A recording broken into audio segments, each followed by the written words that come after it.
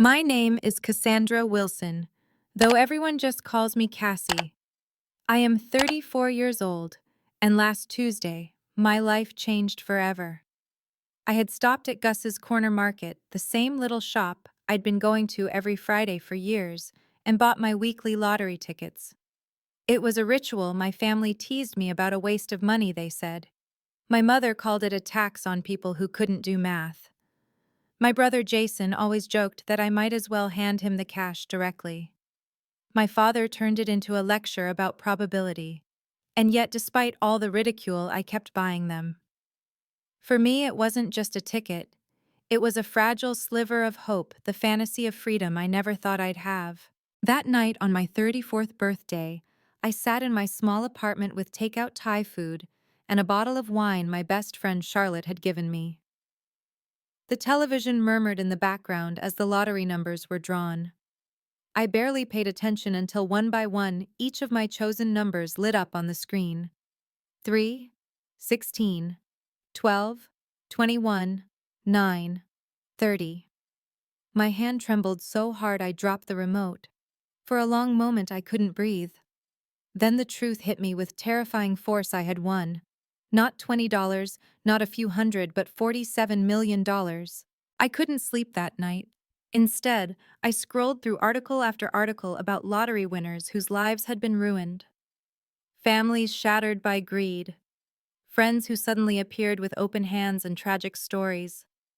Bankruptcies within 5 years.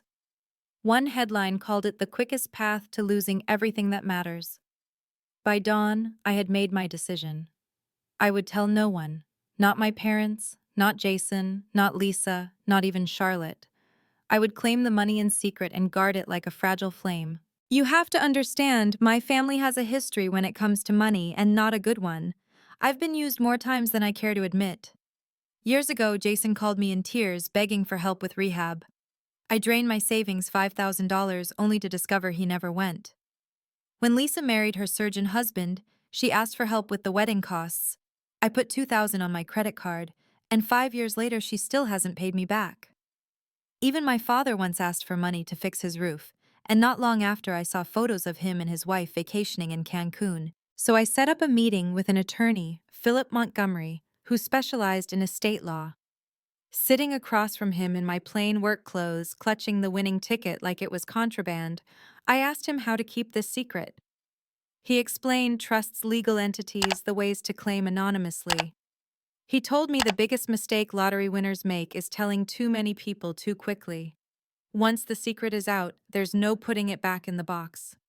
I knew then that my instincts were right. But secrecy came with its own weight.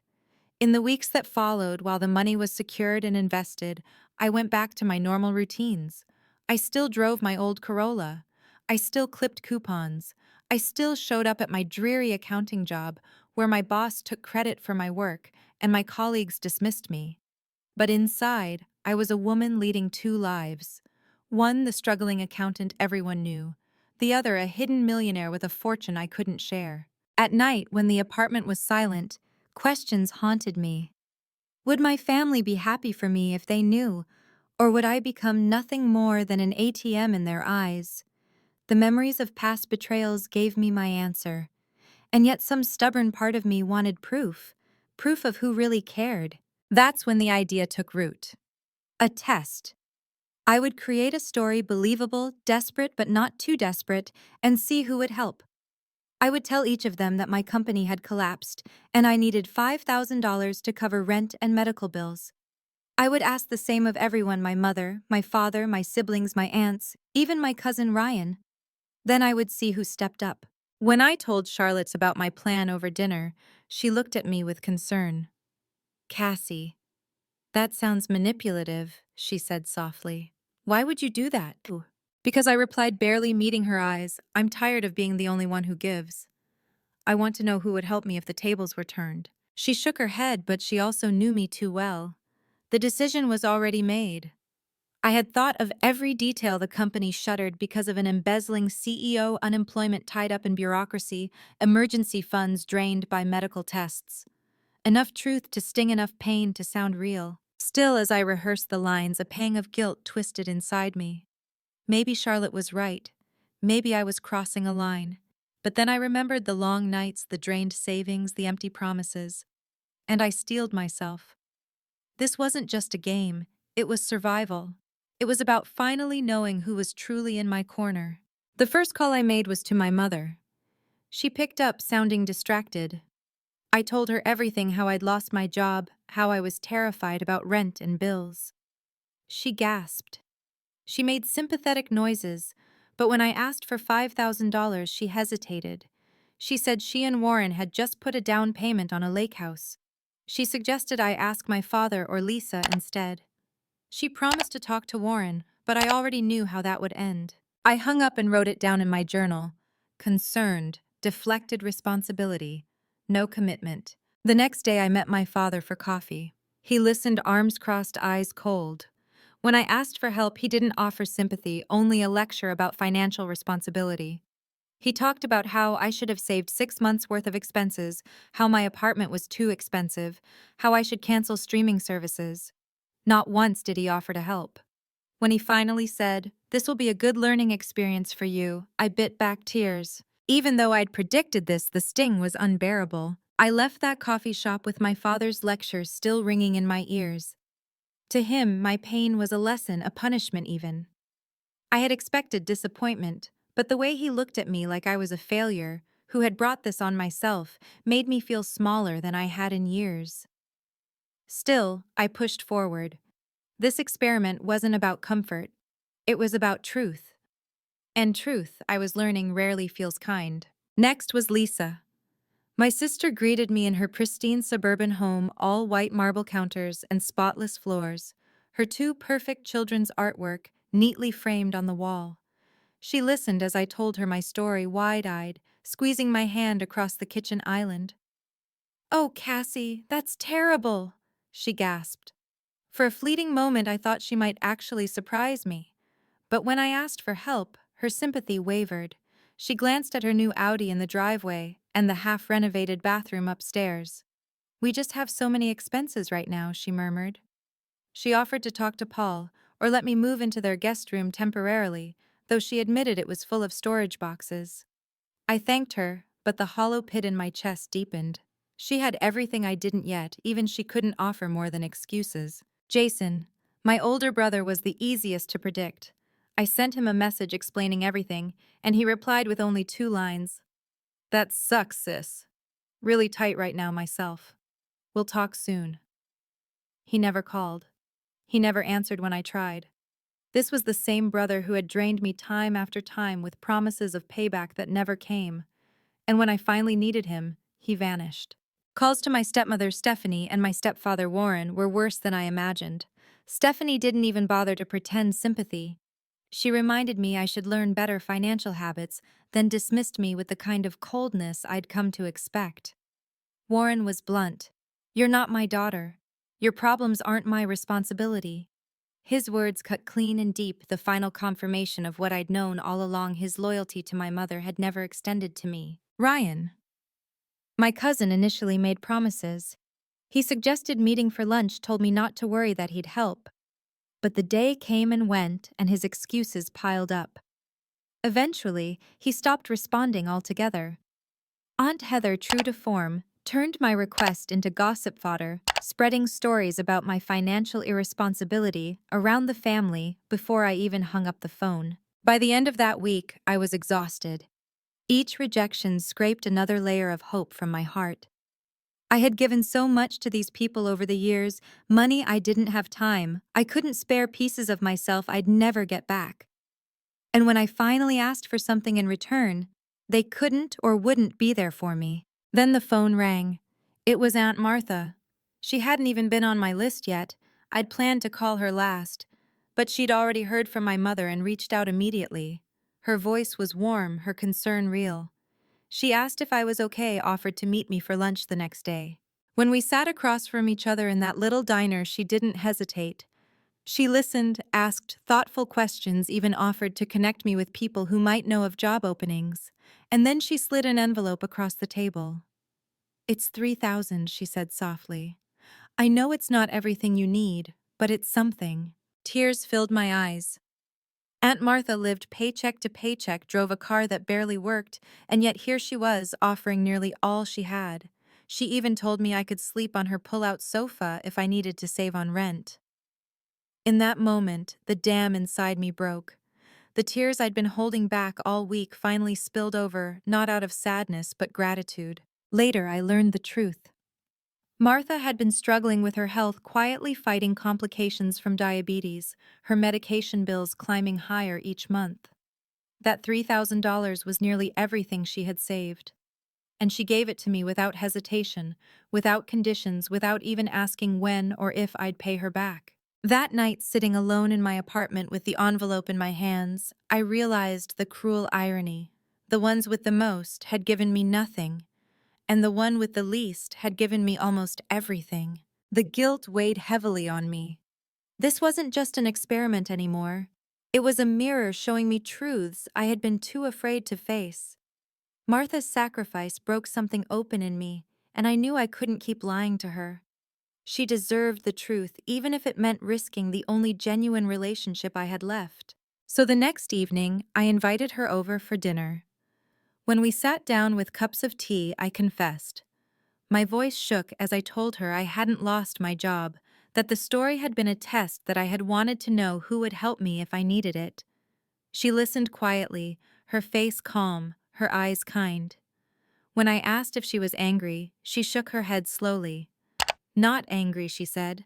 "Sad, maybe. Sad that you felt you had to test us, but I understand." Her words cracked something inside me. I admitted then for the first time that I had won the lottery. $47 million. And that she was the first person I had told. She reached for my hand and held it tightly. "Money shows us who people really are," she said, "but it also shows us who we are. Don't let it turn you into someone you're not." In that moment, I knew she was right. Her words stayed with me long after she left that night. I sat in the dim light of my living room, staring at the untouched dishes on the table, feeling the weight of everything shift inside me. For the first time since those lottery numbers had lined up on the screen, I didn't feel alone. I didn't feel like a fraud living two separate lives. Martha knew my truth, and instead of recoiling in judgment or greed, she held it with grace. But the storm outside our quiet bubble was growing. Word of my supposed financial troubles had already spread through the family. My phone buzzed with texts that stung like paper cuts. My mother accused me of playing everyone against each other, of begging from all sides. My father scolded me about irresponsible behavior. They didn't see me as a daughter in need. They saw me as proof of their criticisms. The test hadn't just exposed their unwillingness to help.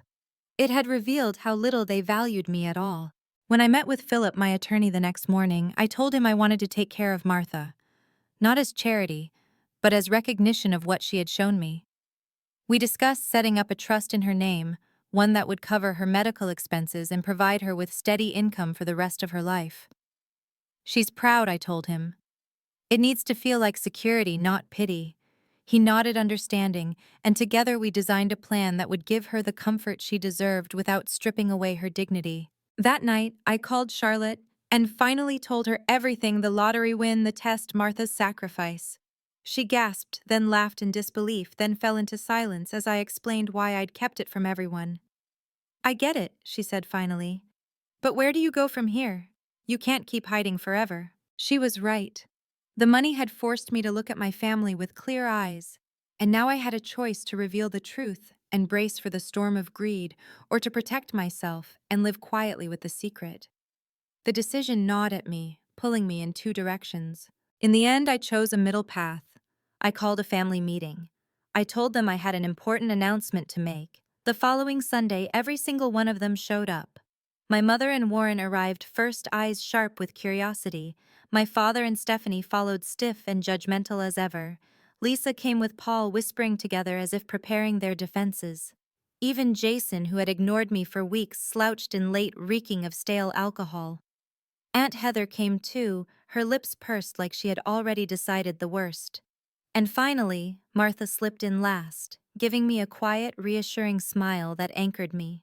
I stood in my cramped living room, surrounded by the people who shared my blood, but so rarely my heart, and I spoke. My voice was steady, my hands only trembling slightly. I know you've heard rumors about me needing money. I began. I wanted to clear the air. I'm fine. In fact, I've found a new job. Better pay, better benefits. I'll be transitioning soon. Relief rippled across their faces. My mother sighed audibly. Lisa actually smiled.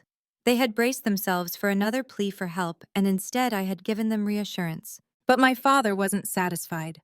Then why, he asked sharply, did you ask everyone for handouts if you had this job lined up? I met his gaze. Because when I thought I was in trouble, I reached out to my family. Isn't that what family is supposed to be for? Silence. Heavy, uncomfortable silence. Stephanie shifted in her seat. It's not always possible to help even if you want to. People have their own commitments. Of course, I said, nodding. We all make choices about our priorities. I turned to Jason. But a call back doesn't cost money, does it? He flushed red and muttered something about being busy. I moved from one to the next, calmly but firmly laying out what I had experienced. The excuses, the silence, the cold refusals. No one admitted fault. They deflected, justified, twisted my words until somehow I was to blame for making them feel guilty.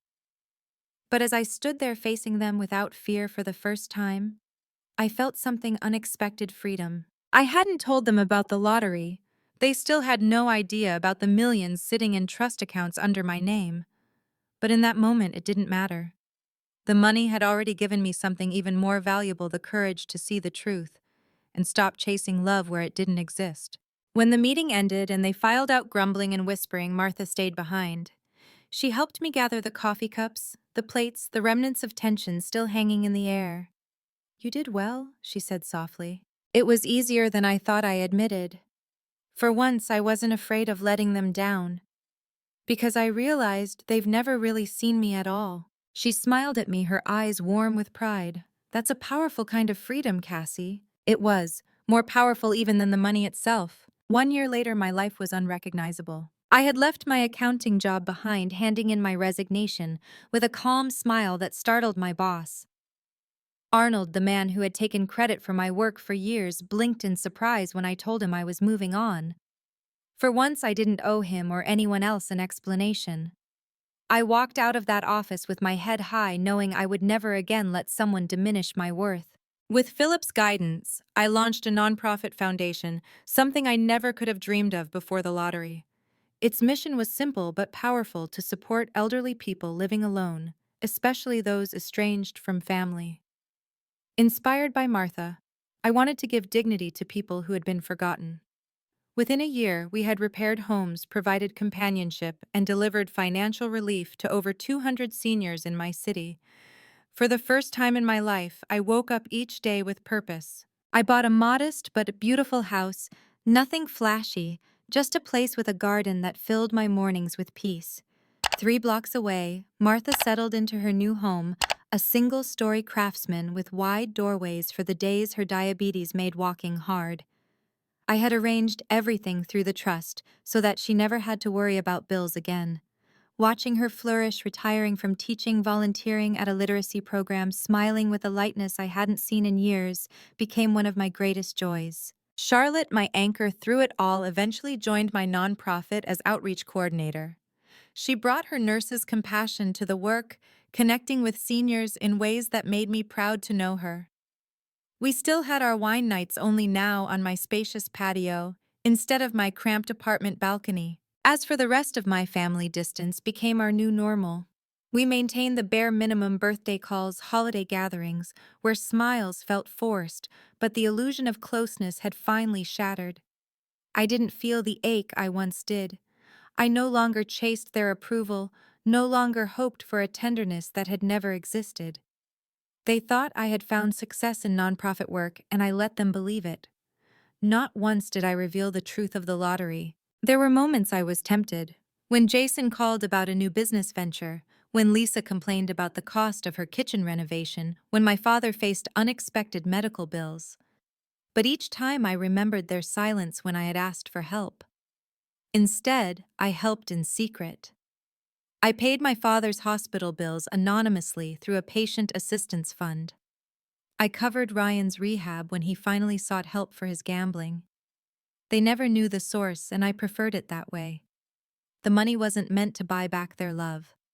It was meant to do good quietly without expectation. One evening, Martha and I sat on her porch watching the sunset bleed into the horizon.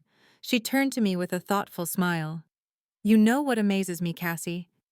How differently everything might have turned out if you'd told them right away about your win." I nodded, picturing that alternate reality. "They would have become so attentive, so loving," I said softly, "but none of it would have been real." "And now you know the truth," she said. "Painful as it was, that truth gave you freedom." Her words sank deep into me. She was right. The money hadn't changed who anyone was, it had only illuminated what had been there all along. My mother's deflections, my father's cold lectures, my siblings' excuses, Heather's gossip, Jason's vanishing act, none of it was new. I had just been too desperate for their love to see it clearly. The greatest lesson I had learned wasn't about them at all, it was about me. For years I had defined my worth by what I gave, how much I sacrificed, how much I endured. I thought being useful was the only way to be loved. The lottery forced me to confront that lie. Real love doesn't keep a ledger. Real love is what Martha gave me, unconditional, steady, asking for nothing in return. Now I live a life rich in ways that have nothing to do with money. My work has meaning. My circle, though small, is filled with honesty and trust. And inside myself, there is a peace I never thought I'd find, the kind that comes when you stop begging for scraps of affection and start choosing the people who truly see you. As the sky turned gold and pink, I squeezed Martha's hand. "You taught me what family really means," I whispered. She smiled, her eyes shimmering. "You did good, kiddo. Not just with the money, with the life you've built." And for the first time, I believed her. Have you ever had to test someone's loyalty in your own life? Did it show you who they truly were? Share your stories in the comments, I'd love to hear them. And if this journey touched you, please like, share, and subscribe. Together, maybe we can all learn that our worth isn't measured by what we give, but by who stands beside us when we have nothing left.